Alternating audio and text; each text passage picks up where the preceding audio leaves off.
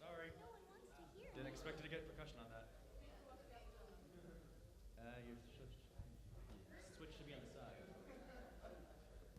Okay, yeah, that's on. Okay. All right. Are we starting now, or do we still And wait mine a works. minute? I don't. Ooh. There it is. 2 minutes. Okay. I guess we'll start now then. Okay. I'll hand this over to him for introductions really quick. Well, you got a mic right there. Yeah, I do. It's got a little. Use it. All right, guys, thank you very much for coming to our panel here at BronyCon 2013. I almost said 14. I I'm know losing my time travel. mind. You get confused. We will be discussing the basics of creating webcomics from everything from world creation, character generation, among other things. Unfortunately, we will not be able to take specific questions about the blog we run. If you have questions about those, you can ask us after the panel, or he'll be at his vendor table tomorrow Yeah. as well. Yeah. All right. So I guess on to actual intro. I'm Jitterbug Jive. I've done a whole bunch of comics online. I've been a comic artist since, I guess since second grade. I've been drawing comics, but I started taking it more seriously in high school, and I've been studying sequential arts since then. So I'll be going over general things about comics, comic making, things you might need to know, ways to make characters, worlds. We'll all be here to talk about that kind of thing. So generally, first thing I'm going to say that's really important is when you're making a comic, don't doubt yourself, okay? There's no specific rules to comics. Obviously, you could do comics whatever way you want, but, don't down yourself if it doesn't exactly meet up to the standards of somebody else's comic. Obviously, you do it for fun, and as long as you keep some pointers, they're not rules, but they're suggestions, then you should start to have more of a following. It all depends on who you're drawing the comic for. So that's what I'll get out of the way first. Comics are actually, they're very wide in what you can do with them. You can range from something as simple as stick figures to, something incredibly intricate.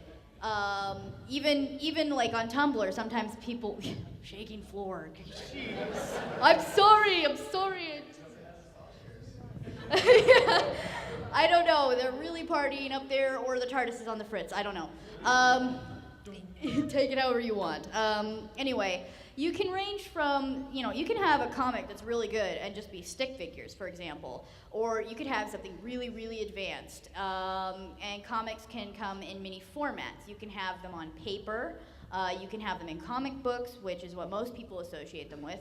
You can have web comics, which can come in many different forms, including, sprite comics, which were really big in the 90s for a while, in the 2010-ish. They kind of died around in 2000s.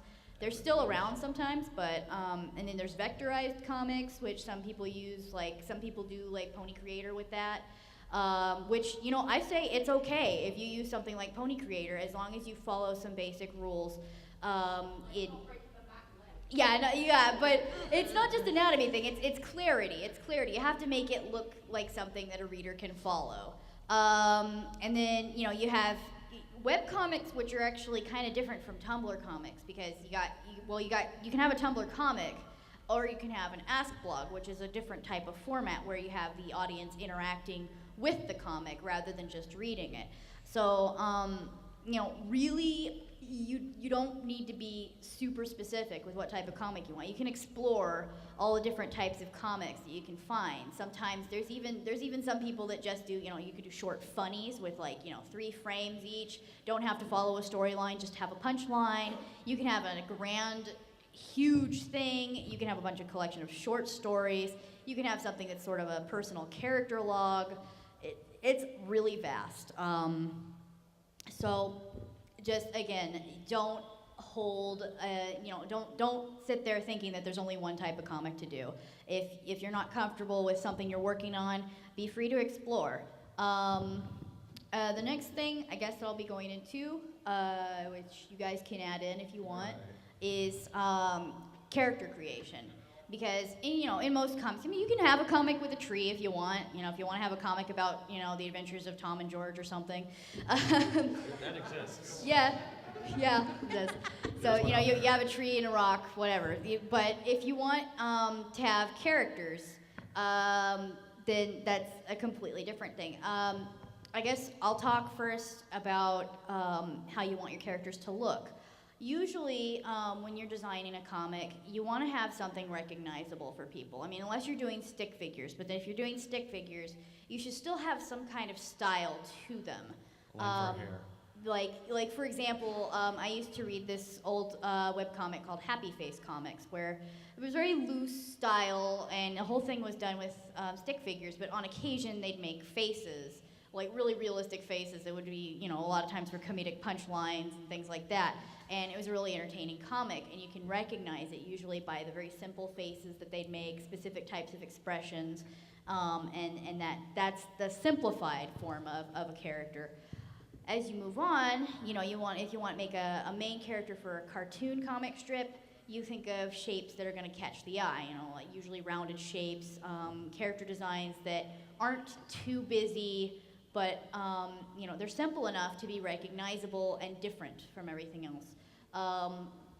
So you don't need to have a super special, rainbow striped alicorn with like 7 horns and My father is Disco and my mother is Luna. and a third wing. Please do a little research. Yeah, I mean, if you really want to come up with something like that, try to really make it something that's not going to make people go, "What is going on with this character? I don't want to look at it." So Make it something believable. pleasing to look at, something recognizable, and that should be enough to get you going with a main character or other characters. Especially if you want to have multiple characters, make them distinguishable from each other. One mistake a lot of people make at first, which is fine when you're starting out, is the same face syndrome, as people call it, where basically people are so used to drawing the same type of character face over and over again that they give it to all their characters. That includes, the eye shape, mouth, expressions, sometimes just the general shape of the body or face. My head is always turned this way when I'm talking to you. Yeah, if your characters all kind of, if you get confused by characters, like if you shave their heads and you can't tell them apart, you might need to do something with that. I mean, it's okay as long as you make sure that at all times you can tell who it is by their hair, if you really want to do that. But if you don't want to have to constantly show some kind of weird feature like that to distinguish them, then definitely look into individualizing your characters. Does anybody else want to take anything on character, like personality designing or anything like that? Character personality. Now, this is where it's going to get really difficult. I want to introduce yourself Especially with first. a character as complex as a villain. We didn't introduce ourselves exactly. Yeah. We just kind of Introduce yourself. Go on. Okay. I'm the Master Mod, Warden, Eureka, whatever you want to call me.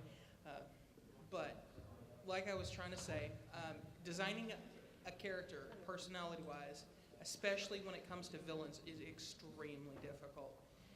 When I tell you to do your research, I'm not saying that for the benefit of anyone but you when it comes to storytelling. The more you know about what kinds of behavior a character of the type you're building can be capable of, and the more you know, especially like me, I had to do months of research on the Master just to be able to do half as accurate as I do. The easiest way to do this is Google. I'm not lying. Google is your best friend. I will say this till the day I die. Fake it till you make it. Yep. Oh, yeah, that's the doctor. We always lie. Do you have anything to say, Jester, or? Well, I was almost going to say it would kind of go in the, introduction. I'm Jester. I usually run Ask Mad Dr. Hooves, and I have my hand a few other places. But yeah, in regards to the whole character thing, is that you kind of try and weave it in with genre, but also, I guess you can probably add, what I mean to say, you can make a template you can work off of at first so you can get used to something. So if you like a certain horror series, you can kind of look at them, maybe you try and do a little bit of mimicry here and there until you get an understanding for it. and then you can kind of grow from it, and then Yeah. make something of your own. Yeah, definitely it's okay to take inspiration. That's another thing about characters. There's a difference between making your own original character or taking a character, from a fandom or, one that already exists. And both is okay, but there's different processes for each one. Both involve research, yes, but if you're building off of a character from, that already exists, you have to make sure that you understand what that character does, what makes them stand out, what makes people like them. Try to keep in mind what you like about that character. And if you want to make changes to them, like say you're putting them in a completely different dimension or something like that, or an alternate dimension world, you think about how that character still keeps some of those traits. Because if you just take the character's appearance and just slap on a completely new personality, not a lot of people are going to want to really follow that. They might be interested at first, but if they don't see what they're familiar with except for an image, they might lose interest. So be sure that even if you do drastically alter something in a personality, always keep some of the bases that a character has, because that's what people like in a character more. They like their personality more than their appearance. So definitely think of a personality before you start thinking of how to make them look, in a nice outfit or how they style their hair. With an original character, the same applies with appearance and personality, but because you're working from scratch, you have to think of ways to make a personality that's not too flat or too all over the place, too perfect. A two-dimensional character usually, it's a very basic, they are shy but love helping everybody, and they and you just sit there and you don't really have anything else to say about them. What you need to do is you find their strongest points, but then you also find their weaknesses.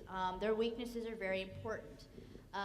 For example, let's say, we'll look at a pony character, like Rainbow Dash. Her strength is obviously that she's really adamant in what she does. She's very headstrong. But the problem that she has is that sometimes her ego gets the better of her. So while it's her strength, it can also become her weakness. That's usually what happens with a character, is their strongest trait can sometimes mess up or cause their weaknesses. So definitely keep that in mind. It's a very big balancing act between a character's personality. And of course, if you add too much, like this really, really dramatic backstory that completely makes the character the way they are, you have to understand that a person isn't always really defined by their past. It's how they take their past and react to it. Their past isn't what dictates this character is this way. So let's say a character was bullied in school. You're not going to say immediately this person is going to be submissive later, because they could take that and become a bad person themselves from the experience. Or they could take that and shrug it off and learn to be stronger that way. Some of them could be pushed to, being into unhealthy habits and retreating from society. It just depends on their willpower and what kind of character they are. So definitely keep this in mind when you're doing characters. Really try to figure out what causes what reactions. And the more you do this, the more people are going to look at this character and go, I can connect to this character. I can feel for this character.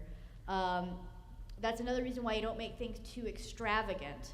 Because if they're too extravagant, people won't be able to relate to it at all. They'll look at that and say, I don't know how this character's feeling. I don't understand anything this character is going through. I don't have any connection to them.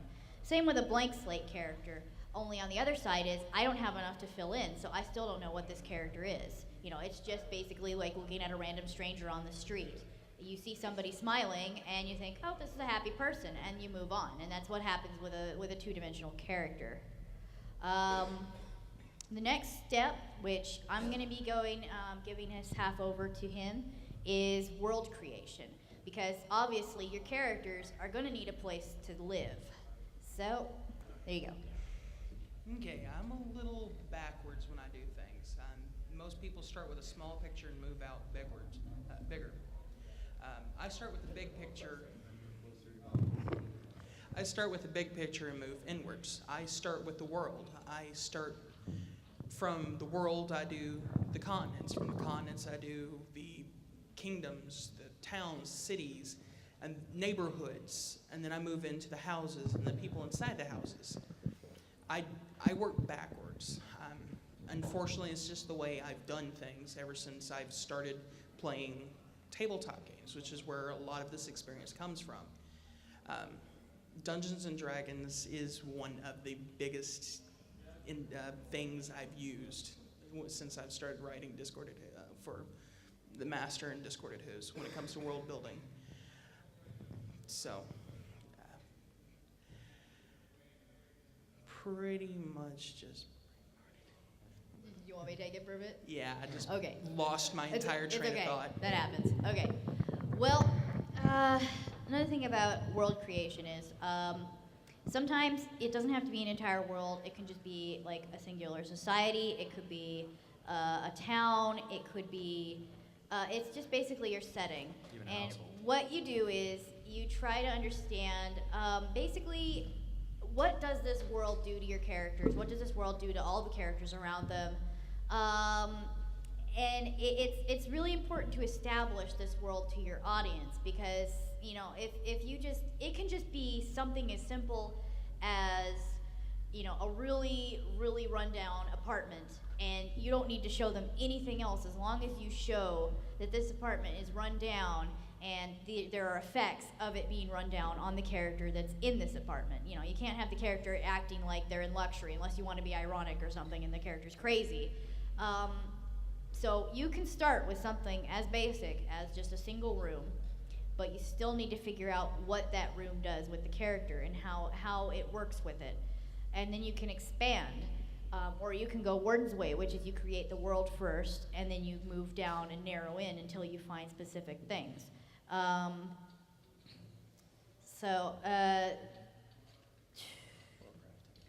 What?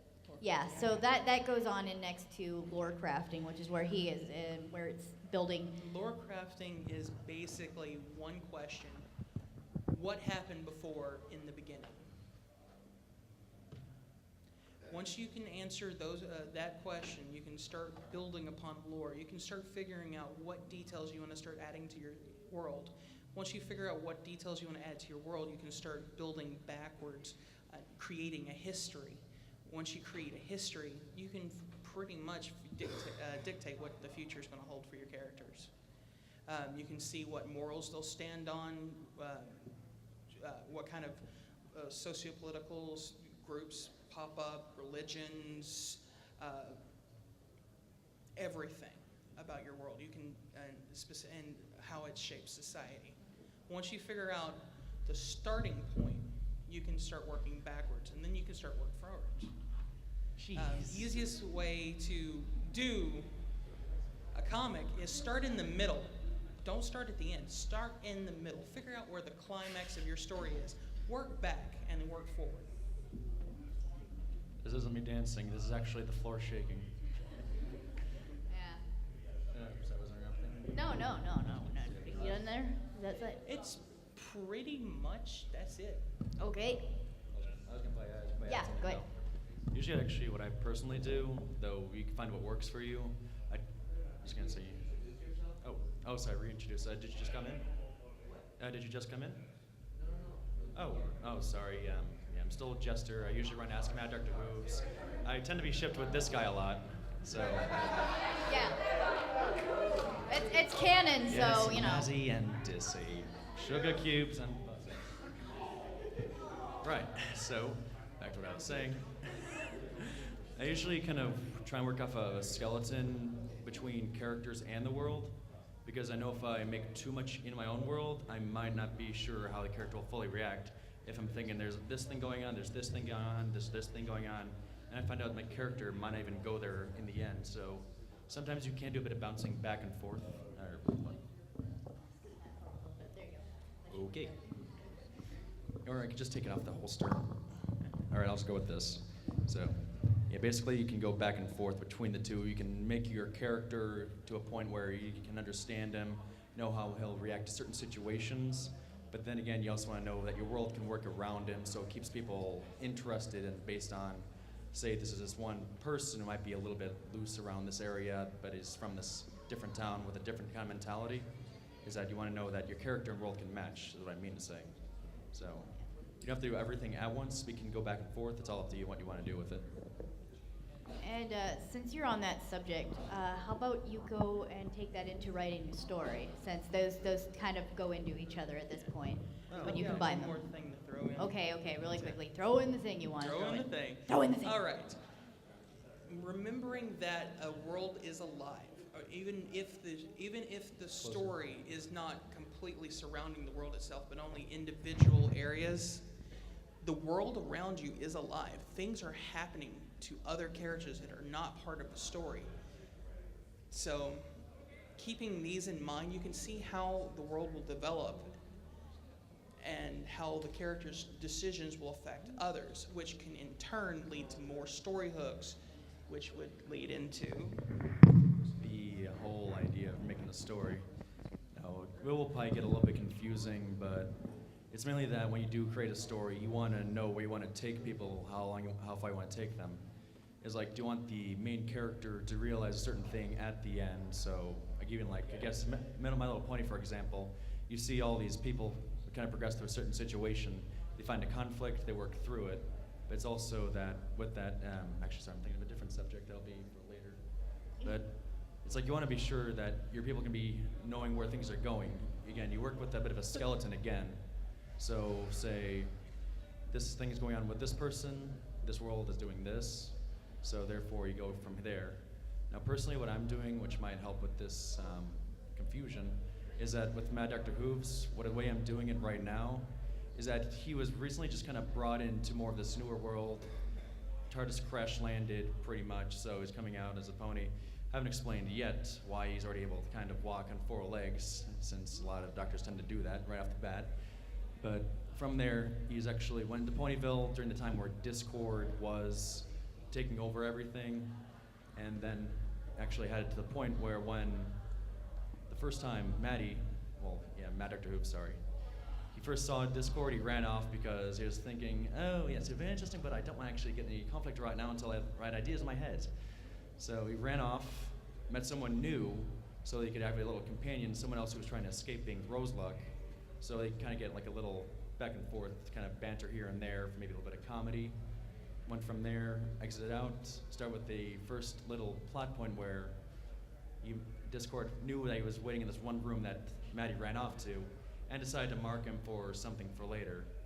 Now, with the way this went, I'll try and cut this a bit shorter, but as he went on, is that he got that little insignia that he got in his head got activated through another meeting, through a different creature of sorts. So what's going to happen to him, he saw a vision to be some kind of little predecessor for a later point. So a lot of this comes with a lot of predecessory things here and there, make little hints, so you can bring it in later so people can have shockers and stuff like that. But you want to know your genre and where you're going. It's like this starts out happy, but it's going to get a little bit more grim because Maddie's going to go a little bit insane as things go forward. It's all about, when it comes to writing a story, it's all about having an outline. I start usually where I want to start and where I want to end, and then you go in the middle. This is something I know I was taught a lot in school is, you do those webs or outlines, story webs, things like that, notes. Those are all very, very important. It's good to get a decent chunk of that figured out before you start really getting into the story. A lot of a story is about cause and effect as well. Just like what he was explaining, he had a lot of little causes that caused reactions and points that branch off into bigger points. You can start by making a very small bullet point, such as character gets up to get a sandwich. But from there, as simple as it is, you can start adding to that, like character has to go down 3 flights of stairs to get sandwich. Character has to fight really crazy monster on the way down the stairs to get sandwich. Sandwich is actually a legendary sandwich. You add stuff like that as on the bullet points, and you start to get a bigger story with more meat. And that's how you get a story going. And now we have the backstory for the heavy.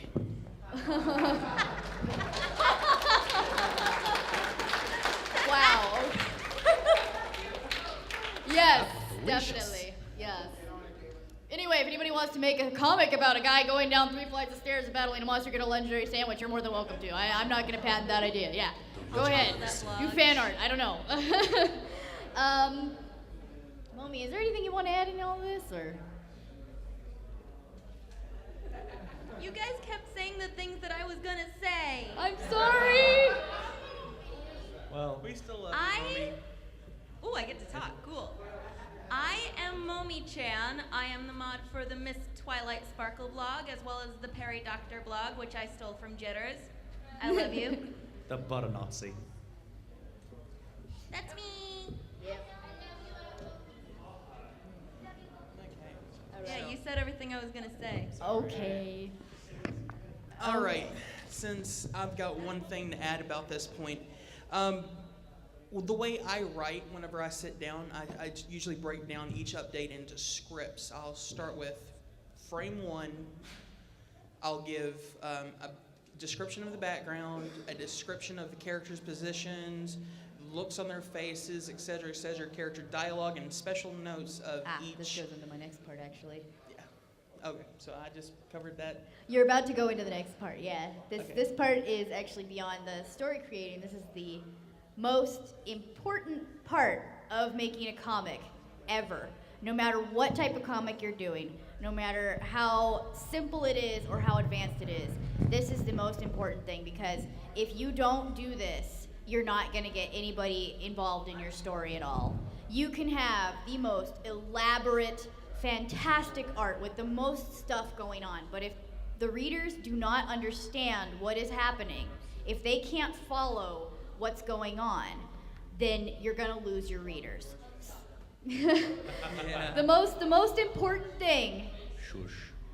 Yeah, the most important thing is engaging your audience. So if you have stick figures, for example, you can still make them read it by having the frames set up in a way that the eyes will follow with words that they can read. And if the characters, move at all, they can tell what's going on. It's as simple as that. So it's a good idea to practice with the most simplistic things you can and see what you can do with clarity. So the most important things you have is, first of all, what direction you want your reader to read in. Their eyes are going to follow a specific path. They're not going to be able to read across and then suddenly see a bunch of weird frames over here where things aren't really in any sort of linear order. You have to make sure that if they're reading right to left or left to right, whatever direction it is, that their eyes are going to smoothly follow what frames you want them to read. If you don't do that, people are going to get confused, they're going to get frustrated, dialogue is going to get mixed up. Dialogue is another thing. Word bubbles are, they can be bubbles, they can be just text, but you have to make sure that it's clear what characters are talking. Make sure the text doesn't look too overwhelming, because if you have too much font, people are going to be like, I don't really want to read this. It's covering up everything. Yeah. I made this nice background. Nice little character I have to in the correct corner. him all the time. He had so much font to everything. I would like to point out that I am not an artist. I'm a writer. I have to use 1,000 words to say what he can say in one drawing. Yes, that's another thing that's very important. Your imagery is important. If you are trying to tell a story where you're more text reliant, then you have to make sure that the image and the text correlate. You can have the text at the top if it's telling the story, and have the image sort of match it in some way. But that's mostly if you just want to show one frame but tell a bigger story that goes along with it. Like if you see somebody hugging another person and you don't really want to show the entire meeting, you can put font at the top explaining why they're hugging, what they were doing prior, what they plan to do next in the text. But don't do that too often. Again, you can also have simple text or no text. Again, it's all about making sure that everything is clear. If your handwriting or if your font is hard to read, or if it's going outside of bubbles and getting all mixed up, people aren't going to be able to read it. They're not going to be able to follow it. I was going to say, if it helps though, you can try and think of your comic also as a movie. So you can think of when would a pause be, and then try and extend things from there. Know how intense that thing will get at a certain point. And you can also work from angles, like camera angles, once you get used to that, if you are used to doing that. Yeah. More on engaging the audience, of course, is Part of that, like I said, understanding the characters. That's part of engaging the audience and getting them to understand. If the characters are too far out of there and you don't explain what they're doing, they're not going to be able to connect. So if you have something that's really weird, like an alien race that has completely different systems, you're going to have to explain that to the audience somehow, or they're just going to be completely lost. You can do that by slowly revealing things, but as long as you show that you're going to show them what's going on, that's fine. It's the same with the environment. You show them the environment that the characters are in so they understand what they're looking at. It is, again, the most important thing you need to do is just make sure that no matter what, the story, the text, and the what you're showing is enough for somebody to understand what's happening. Because from there, you can do something as simple as just sprites or vectors or something like that, and stick figures, to doing something a lot more advanced. But again, don't focus too much on the visuals when it comes to a comic, because it'll make the eyes go all over the place and it'll be too busy. Comics are usually supposed to be simple, unless you have like an engaging shot where you want to show the setting. And from there, you could take one frame to show a really elaborate background and the world the character is in, and from there you can just use no background at all while the character talks. People will still know that's where the character is from the start. You see a lot of comics, a lot of characters talk with a white background or a flat color background or a gradient or something like that for a while, and then only show the backgrounds when they need to know where they are. Do you have anything, Momi, on this? No? No. No? It's okay. You can just sit there and look cute. That's fine. That's fine. Okay. Which, with everything that he just brought up, moves us into our tips. He's got something. I was gonna say, when you are engaging your audience, you also want to know what you're doing, like such as genre. So, if you know like you can do grimdark, sometimes you might want to be sure you keep it consistent. So that happens again with consistency. But also, as you will see, as you grow with whatever comic you are making, you'll see different reactions based on what you do, and then perhaps if you haven't fully written through something, you may or may not adapt through it to kind of keep that whole, fancy phone. You can keep going from there to be sure you bring it up to a better light than you might have thought before. But it's all up to you. You have the ultimate choice at the end of it. Yeah. I think before I go on into art tips, I'm actually going to suggest some of my research material that is probably the best that I have been able to use. There's a book called Making Comics by Scott McCloud. It's spelled SCOTTMCCLOD. His book is really good. The entire thing is done in comic form, so you can follow it. Someone knows. And yes, and he has a lot of tips, advice. He goes into everything. He knows how to make, he makes you comfortable. He shows, I think he has, like, for example, one entire chapter just on expressions and character design. He has others on just different types of genres and why they work for what they do. And he really opens up that you don't have to be completely restricted to one thing. He explains probably better than anything else I've ever seen, and I've used a lot of his advice in the past. He even has exercises at the back of every chapter that are really good. For example, one of my favorites was where you take a character, and what you do is you have the character on the phone, and the only thing they can say is yes or no, and you have to show the entire conversation of what's happening in that conversation simply from that character's expression to show the tone of what's going on. So that's a very good exercise to work with expressions, for example. He has exercises for movement, exercises for getting frames to be visible. So definitely Scott McCloud's Making Comics is a really good one. Another one, if you want to get into the more advanced stuff, there's a book, I can't remember the author, but it's called Perspective for Comic Book Artists, which is a good way it gives you some little cheating tips to be able to, do perspective like you might not be able to do in, say, a big painting or something where you can graph everything out. It'll tell you little cheats and shortcuts in order to make it look like there's depth and a lot of, environment to a character. So those two books are really good. If you want to go into pony stuff, which I'm sure a lot of you guys do, there's a really good book called Tezuka School of Animation, Animating Animals. That one has a lot of, it's old style, like cartoon, but it does have some more realistic sketches of the animals, and it shows you different things like how an animal will walk, what their behavioral stances are.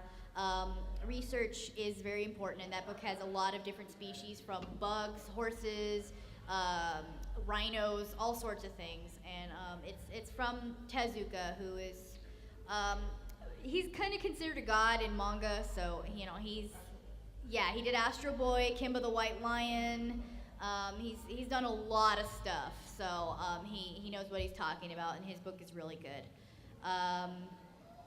And again, from there, tutorials online are also really good. DeviantArt, I find if ever I have a trouble with anything, I look up blank tutorial, whatever I'm looking for, and I'll usually find some good stuff that way, which would go into art tips, I suppose. And from art tips, really, the most important thing you need to do is examine things around you.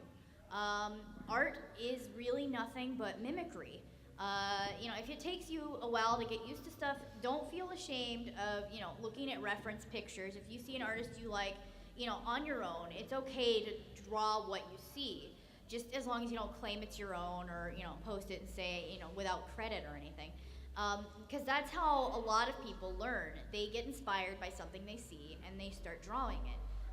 It's just like with still life or watching real life, you draw what you see. Pay attention to specific shapes.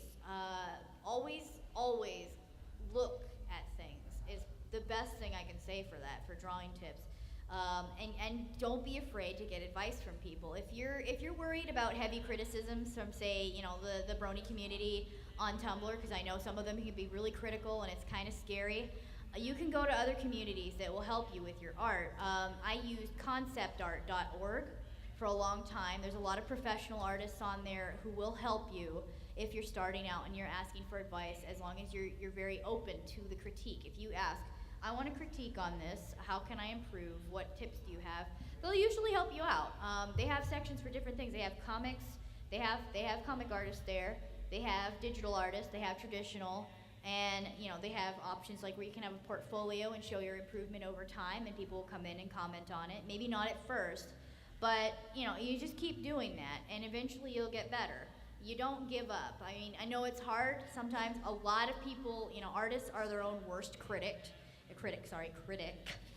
Artists are their own worst critic. You're always gonna look at your stuff and go, wow, that looks really bad, but keep going, because when you want to start going instead of, wow, this looks really bad, you're gonna start seeing, okay, this looks bad, but that before looks a lot worse. So what your goal is to look better than what you did in the past. As long as you're doing that, you're gonna keep improving, and that should keep you engaged enough to keep going and getting better. So never forget, like, everybody has their own pace, but as long as you keep practicing, you are going to see improvements. I think that's everything I need to say. Does anybody else want to have anything at all they want to say about this thing before we go into questions and stuff? With along the lines of what you were saying, don't overly stress about making sure your art is 100% perfect, or you're never gonna update anything. Like, you're looking at your art and you're like, I can't get this right. I cannot get this precisely perfect. Take 5 or 10 minutes, go get yourself a coffee, take a breather, take a nap, come back, look at it again with a clear mind and calm senses. Yeah. Got anything for art tips? Because you've been improving quite a lot. Oh, yeah. If you actually did look at my blog, you would probably see how very flat I ended up making Maddie look at the beginning. I wasn't exactly too proud of that, and a lot of flat trees for a flat background.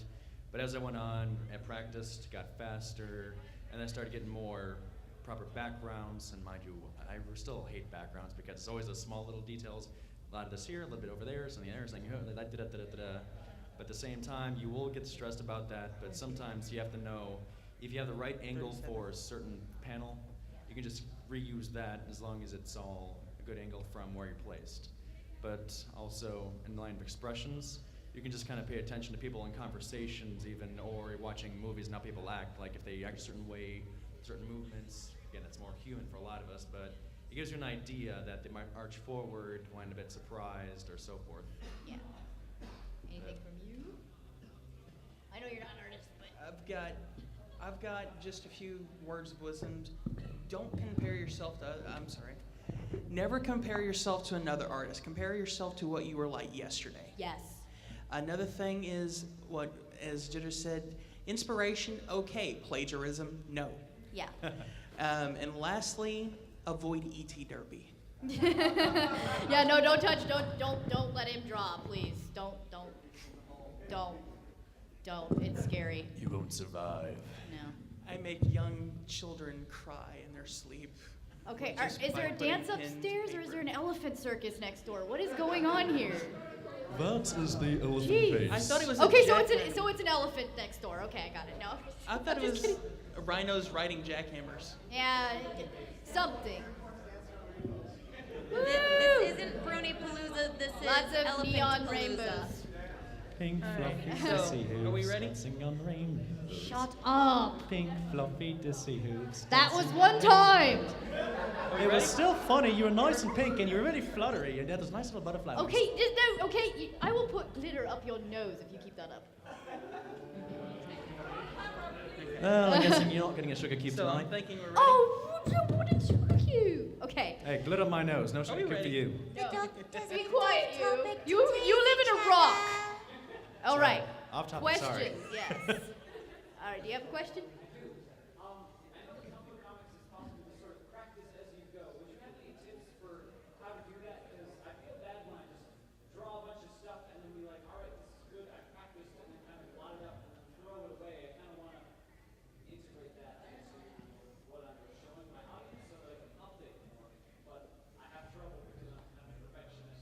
Yeah.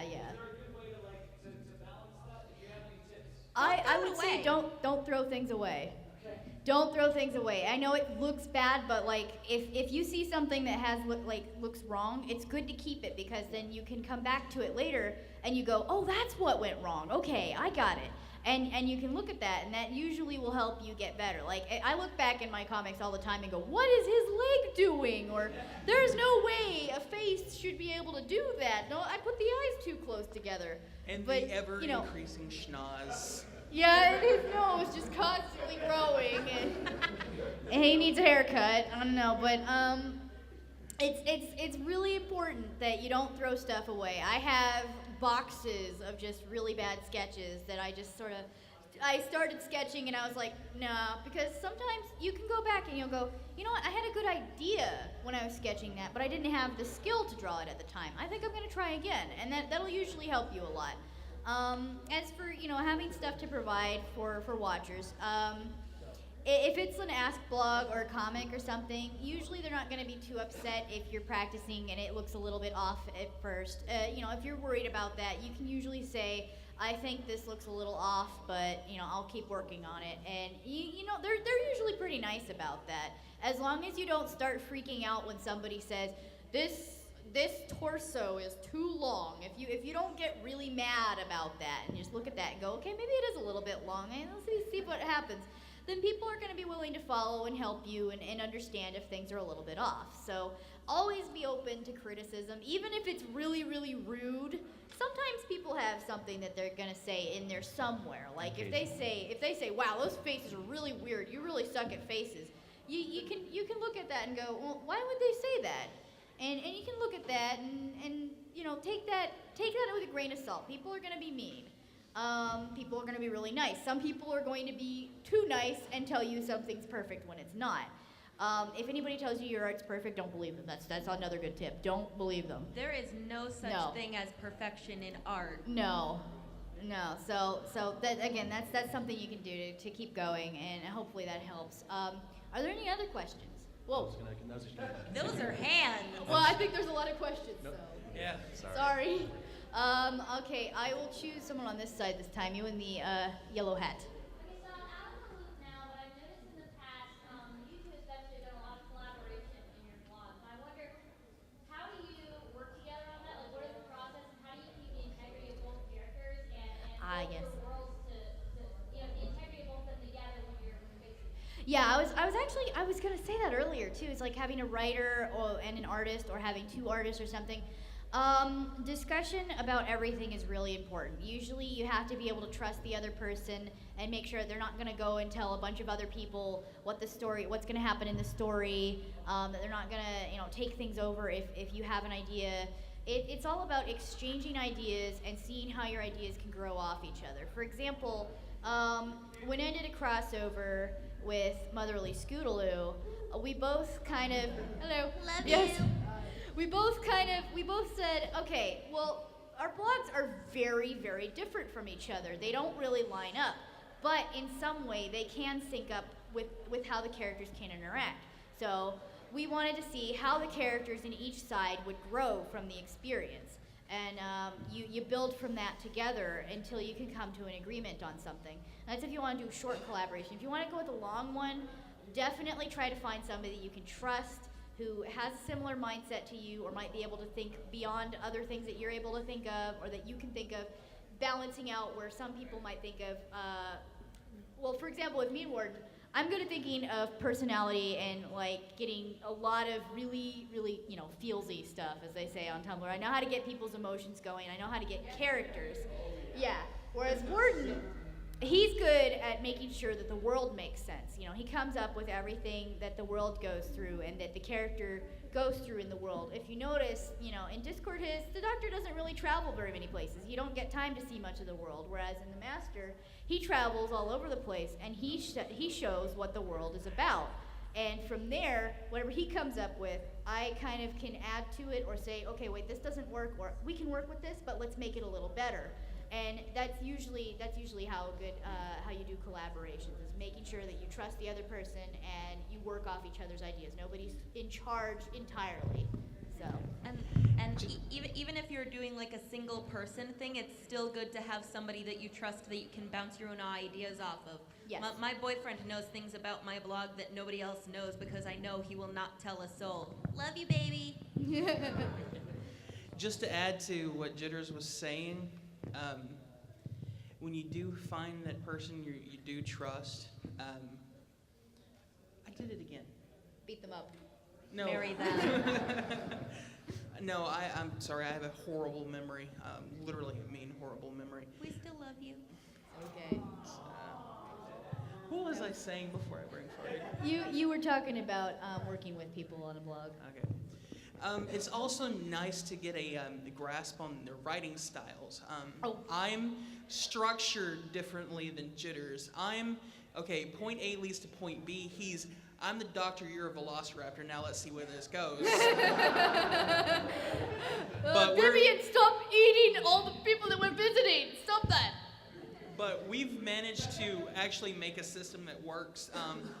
The biggest portion of our collaboration work on the origins for the stories are actually starting to unfold now with the introduction of the Alicorn sisters.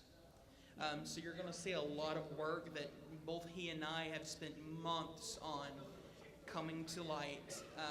You're going to see a lot of the lore that we put into magic and the Alicorns, everything. The elements of harmony especially. Yep. Research. Lots of research. And again, don't be afraid to share stuff with a friend or something, or somebody else who might have a blog. Maybe if they don't match up with you, they still might be able to help give you ideas. We're going to start, yeah, we were together. Yeah. Anyway, we're going to start answering questions a little faster, I think, as time's starting to go. So more questions? Okay, I'm going to switch back and forth between the two sides. So you in the front?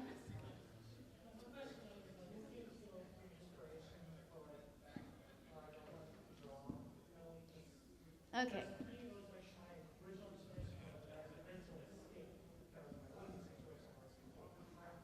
Yeah. Really, your drawing can be taken from anywhere. You can be inspired by a story that you really liked. It can be inspired from your own experiences. It can be, let's say, you just have a lot of imagination. Inspiration can come from all sorts of places. I like, because I'm a very personal person, I like psychology. I usually go from my own personal experiences and from what I know of the people I've met.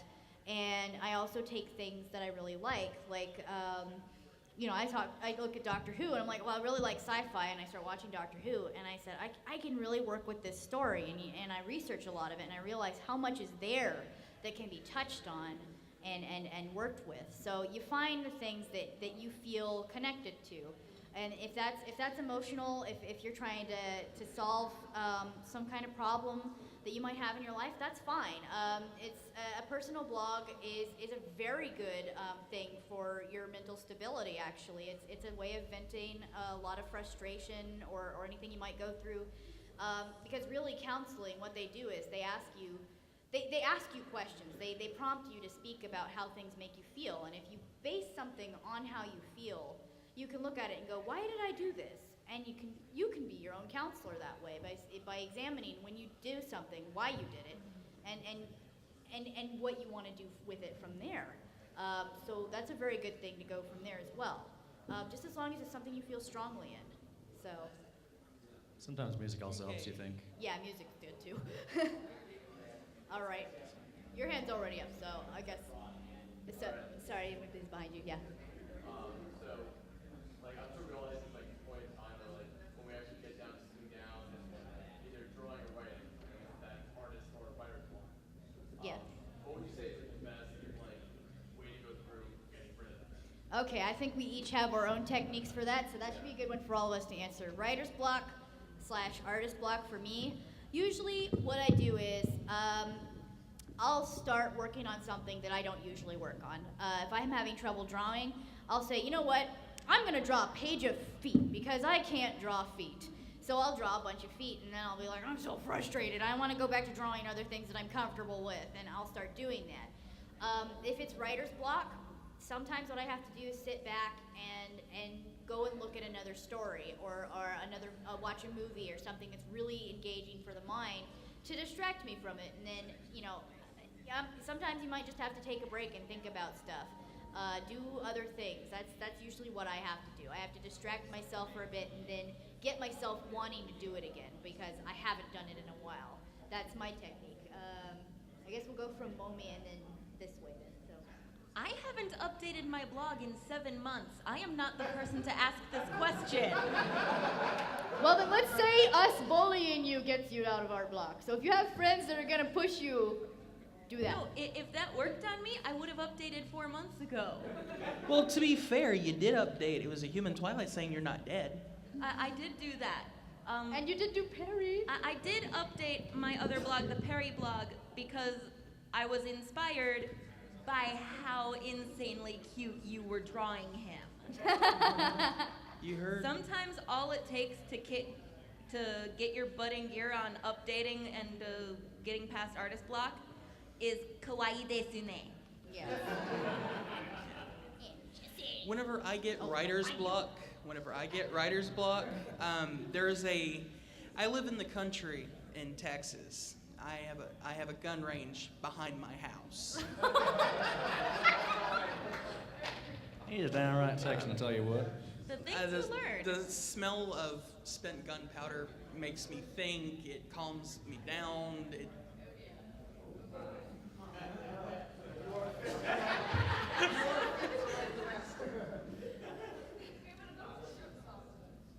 All right. Okay. Jester, Yes. how do you beat artist block? Oh, when it comes to artist block, is that I tend to kind of be much of a perfectionist, so that kind of makes me stop in this place because I always think this line isn't perfect. So then I decide, sketch it out, loosen up a little bit when it comes to artist stuff, and especially when it comes to a point where I have to draw something complex, I will do it for a little bit, and then I'll just take a break. If I can't think of something for what I am drawing, I try to look at some other things that might inspire me, such as, well, Doctor Who, since I'm doing some sci-fi stuff as well. I kind of look at something thinking, oh, that'd be an interesting little console piece. And so I put it on, play around with it a little bit, make something like that.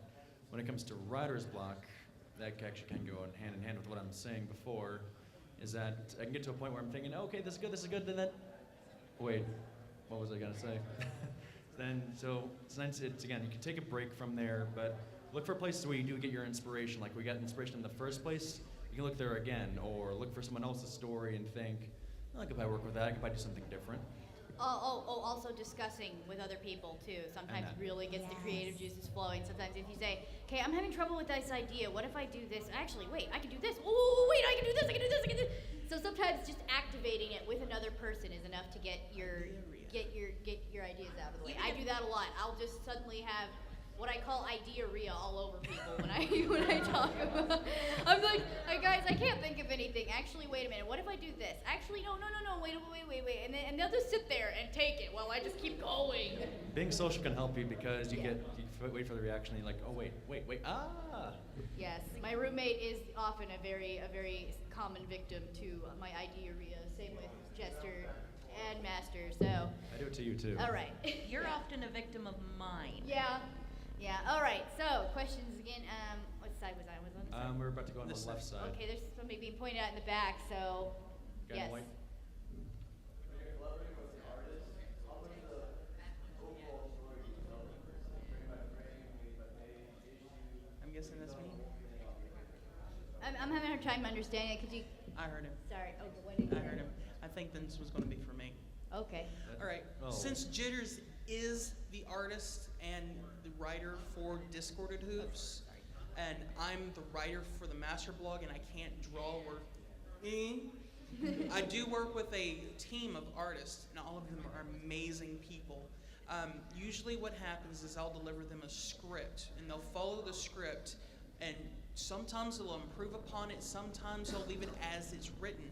A lot of times the improvements are amazing, like amazing. Really, it's about finding people you can trust to get the job done, Yeah. and That- keeping them motivated to do the job. So you always have the entire script done, you end it. Yeah. Sometimes it's like that. He scripts everything out, and he kind of tries to script usually like 7 or 8 updates ahead I of time. am currently 20 updates ahead. Yeah, me. Sometimes I'll script ahead of time too. What I have is I have about a 3-page outline of the entire story with bullet points on what points I want to make, and then from there I'll start branching it out into little individual scripts. Sometimes I'll have maybe 3 scripts ahead of time. Other times I'll have maybe 20, depending on what's going on and how creative I'm feeling about that idea. It usually, as long as you have some kind of base, it makes it a lot easier than just freestyling it. Ooh, excuse me. Okay. I think it was that fried food. Yeah. Unfortunately, we're only going to have enough time for one last question. So Okay. We have to- let's get arms up in the I air guess we'll be on this everywhere. side. Or, I know Everywhere. you're sorry, but we'll choose you because you kept on.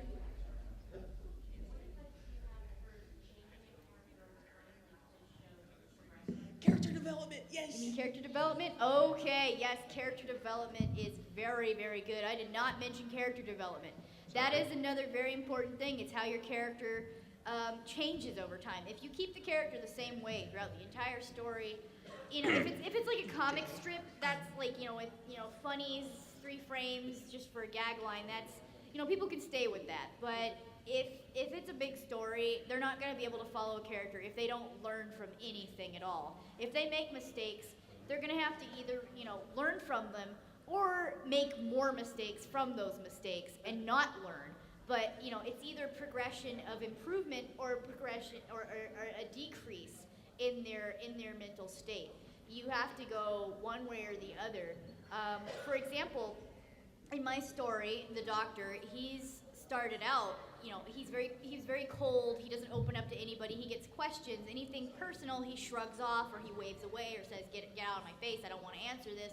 I don't want to talk about any of this." And he's really not doing well, but he's still kind of calm in a way. As time goes on, his rage is building, but at the same time, he's opening up more and more and talking about how he's feeling and being able to admit things like how he feels scared or hurt, whereas before he would have just pushed it away. So in one way he's falling, but in another way he's rising. You can do something like that. That's all part of character development. Even their appearance can change over time. Don't be afraid to change the appearance. Characters' hair grows over time. Sometimes they might want to change their fashion choice. Sometimes they might want to just have a maybe as their mental state is decreasing, they just don't care about how they take care of themselves, so they start getting dirty or That's Maddie. yeah. I'm snowing. Okay. Yeah. I'd like to also add the number one question in my inbox for the master is how he goes from a crybaby to a madman, Yeah. or vice versa. You can go from one extreme to another too. You can break a character or make a character. And you know, as long as you have that progression of events to figure out how it does that, how they react to what event, you can develop them, and people are going to want to follow that because they're going to want to see where it goes. As long as it doesn't get too crazy, because then you might wind up with something like, you know, Dragon Ball, and then wind up getting into a series. You know, it starts out really, really good, and then you'll wind up with GT. I was just Don't about to say push an GT. idea too far. Basically, don't push an idea too far. If it reaches a limit, keep it at that limit. And then we have Naruto. Oh. Sorry. We don't speak of that. Oh. Yeah, he's remember, he or Okay, she's and gonna be some of their I guess experiences. that's everything we can do for now. Okay.